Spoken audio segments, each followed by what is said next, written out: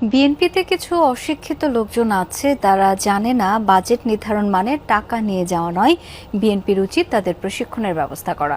এই মন্তব্য করেছেন এনসিপির মুখপাত্র আসিফ মাহমুদ সজীব ভুঁইয়া। বলেন, স্থানীয় সরকার নির্বাচনের সুযোগ পেলে বস্তিবাসীদের পুনর্বাসনের ব্যবস্থা গ্রহণ করা হবে।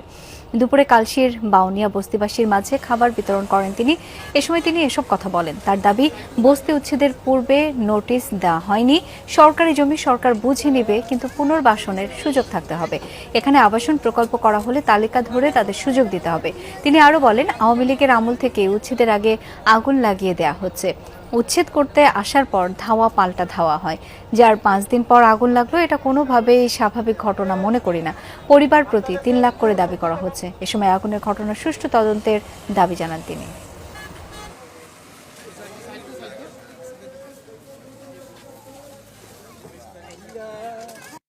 বিএনপি কিছু শিক্ষিত লোকদেরকে প্রশাসক হিসেবে বসানো দরকার ছিল সারা দেশে, অথবা তাদের একটা ট্রেনিং এর ব্যবস্থা করা দরকার ছিল। ওই বিশেষ বরাদ্দ খাত আর রাজস্ব খাত তো এক না, এটা যদি ওনারা গোলায় ফেলেন তাহলে ওনাদের ওইখানে বসার আসলে কোনো যোগ্যতাই নাই।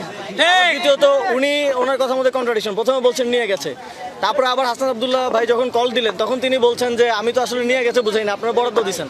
তাহলে আমরা এখানে তাহলে এটাও বলা যায় যে তারেক রহমান 9,30,000 কোটি টাকা নিয়ে যাচ্ছেন। এটা তো বাজেট নির্ধারণ করা হচ্ছে, এটাকে তো মানে এত মূর্খ লোকজনের সাথে আমাদের এসে এখন রাজনীতি করতে হবে, এটা খুবই দুঃখজনক।